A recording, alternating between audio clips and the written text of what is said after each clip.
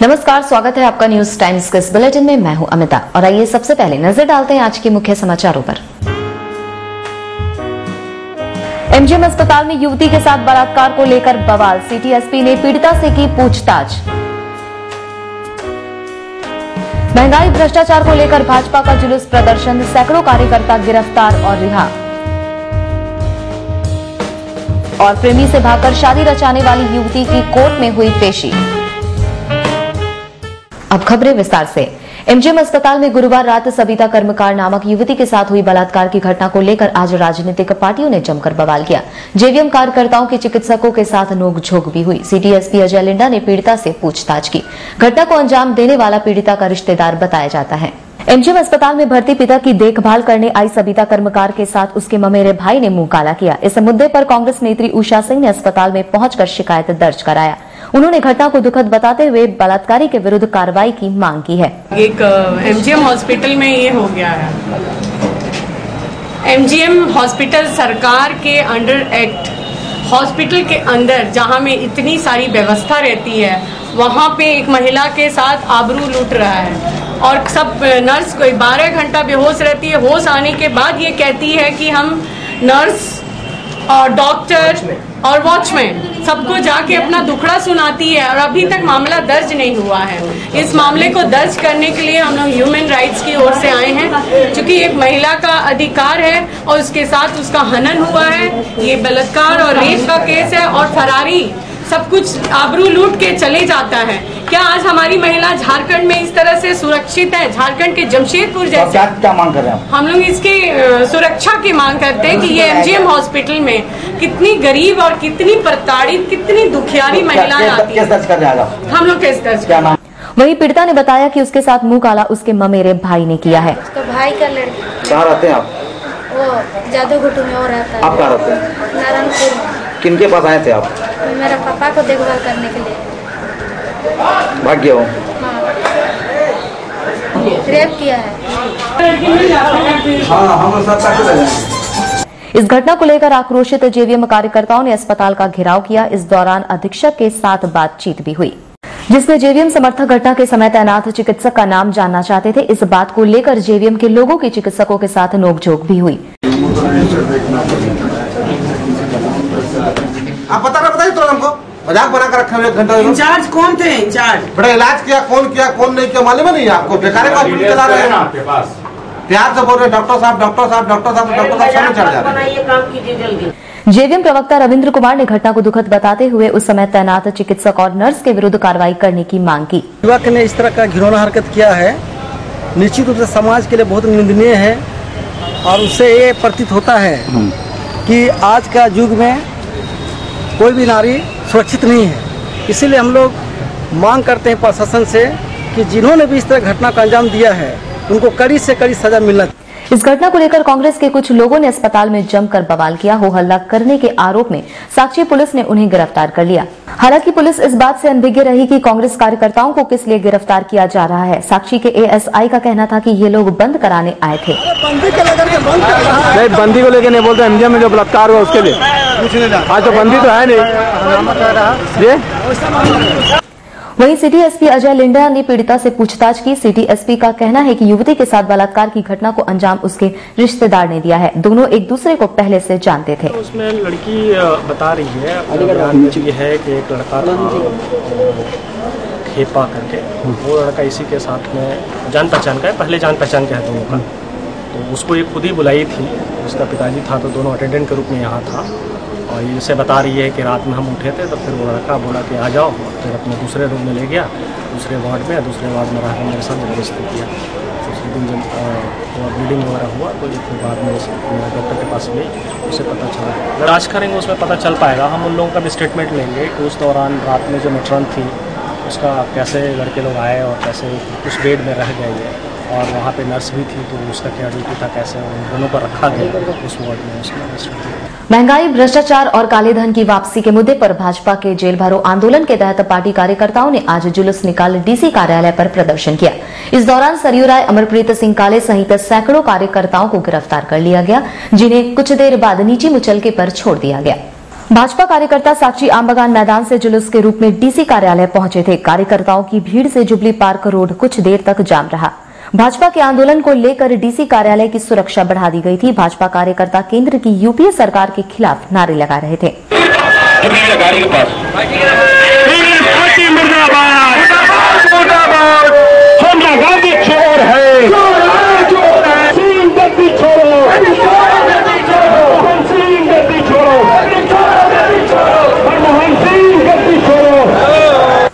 सरयू राय ने कहा कि केंद्र की यूपीए सरकार महंगाई और भ्रष्टाचार को बढ़ावा देकर देश की अर्थव्यवस्था को चौपट कर रही है। देश की जनता की 3/4 कमाई 8020 लोगों के पास है। डीएसपी कन्हैया उपाध्याय के नेतृत्व में पुलिस ने भाजपा कार्यकर्ता को गिरफ्तार कर ग्रेजुएट कॉलेज ले गई, जहां से कुछ देर बाद उन्हें छोड़ दिया गया।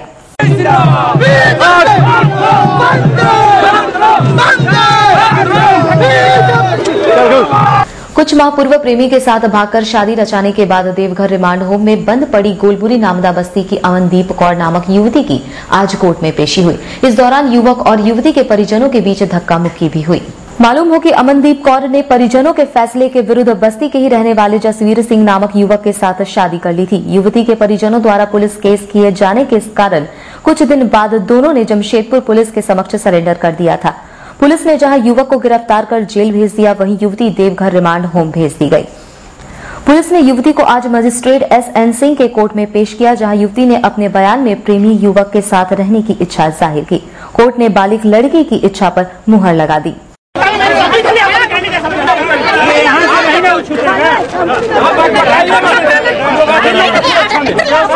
मामला प्रेम प्रसंग की है और क्या बताया। अभी कहाँ लाया गया था?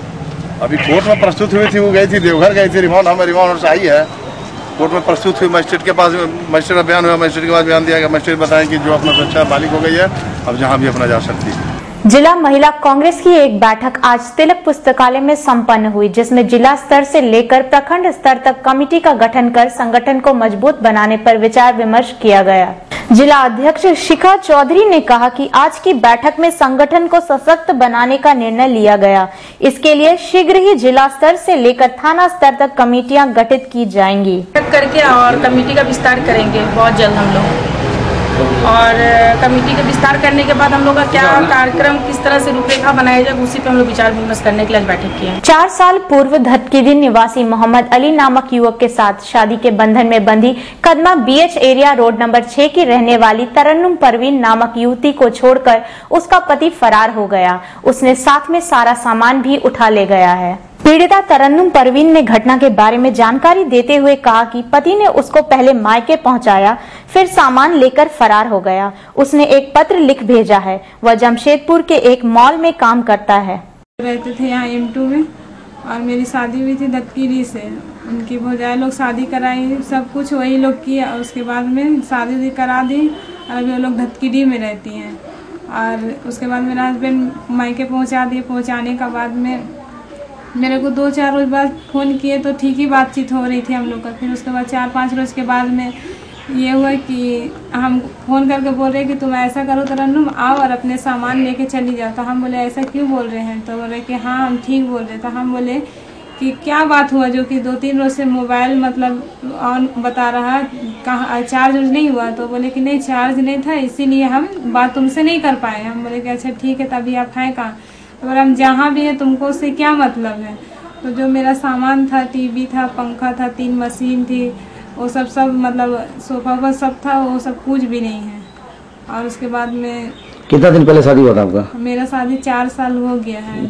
जिले के पीडीएस दुकानों में खराब किस्म के चावल की हो रही आपूर्ति को लेकर विशिष्ट अनुभाजन पदाधिकारी वीरेंद्र भूषण ने आज डीसी कार्यालय के कॉन्फ्रेंस हॉल में विभागीय पदाधिकारियों और लैंपस के अध्यक्षों के साथ बैठक की।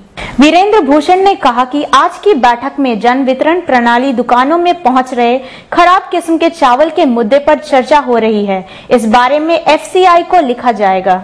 जो हम लोग किए थे उसको चावल बनाकर भारतीय खाद्य निगम को भेजना था, उस संबंधित थोड़ा स्लो प्रोसेस हो रहा है लोगों का, वो देखना। और कुछ शिकायतें मिली कि धान की चावल की क्वालिटी में प्रॉपर गुणवत्ता नहीं है। इस संबंध में क्या समस्या आती, इस संबंध में हम लोग यहाँ पर भी लैंप्स के और कोऑपरेटिव विभाग के अफसरों से हम लोग बात कर रहे हैं। और जो प्रॉब्लम है उसको हम लोग सॉल्व आउट करने का प्रयास कर रहे हैं, जिससे जो हम लोग ने धान खरीदा है उसी का चावल और अच्छी क्वालिटी का चावल हमारे भारतीय खाद्य निगम में जाए, जिससे वो राज्य खाद्य निगम के माध्यम से गरीब उपभोक्ताओं को मिल सके। अब एक आवश्यक सूचना, न्यूज टाइम्स में न्यूज रीडर की आवश्यकता है। 21 से 30 साल की युवतियां आवेदन कर सकती हैं। इसके लिए हिंदी का धारा प्रवाह और शुद्ध उच्चारण जरूरी है।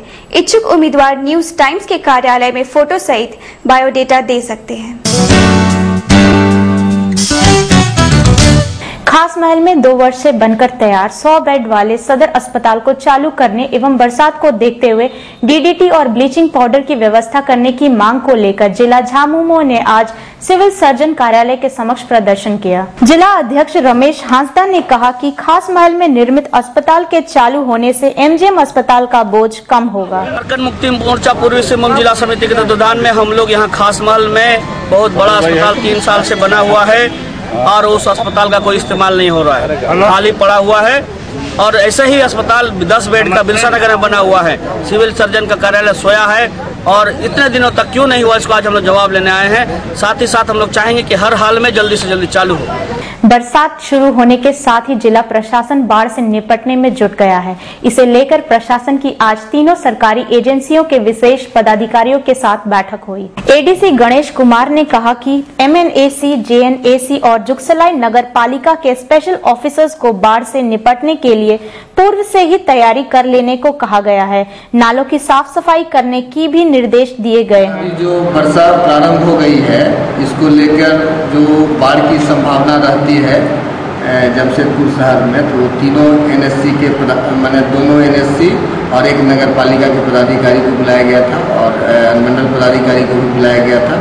उपायुक्त द्वारा निर्देश दिया गया है कि जहां भी बाढ़ का पानी जमाव होने की संभावना है या घुसने की संभावना है, उस स्थल को चिन्हित कर लीजिए, उन जगहों को, उन मोहल्लों को, और वहाँ जो है सो हम लोग अगर वैसी परिस्थिति आएगी कि रिलीफ कैंप में रखना है तो हम लोग रिलीफ कैंप को भी चिन्हित करके रखें। और अभी विशेषकर तीनों स्पेशल अफसर को यह निर्देश दिया गया है कि जो भी छोटा या बड़ा नाला है जो जाम की स्थिति में है, उसको जेसीबी के द्वारा और जहां मैनुअली कर सकते हैं मजदूर को लगा के पहले साफ सफाई कराइए, ताकि नाला में जमाव नहीं होगा पानी का, तो उससे जो है सो बाढ़ में बहुत सा राहत हम लोग को मिल पाएगा। राज्य के निःशक्त आयुक्त सतीश चंद्रा ने आज स्कूल ऑफ होप का विजिट किया। इस दौरान वे विकलांग बच्चों से मिलकर काफी खुश थे। इस दौरान डॉक्टर मधुसूदन भी वहां मौजूद थे। सतीश चंद्रा ने स्कूल ऑफ होप की तारीफ करते हुए कहा कि इस स्कूल को सहयोग की जरूरत है। वे अपने स्तर से स्कूल को मदद पहुंचाने का प्रयास करेंगे। विकलांगता के क्षेत्र में काम करने वाली संस्थाएं यहाँ काफ़ी सजग है और प्रतिबद्ध है। और इसमें school of hope Tata company द्वारा संचालित एक संस्था है जो मानसिक विकलांग बच्चों की देखरेख और प्रशिक्षण का कार्यक्रम चला रही है।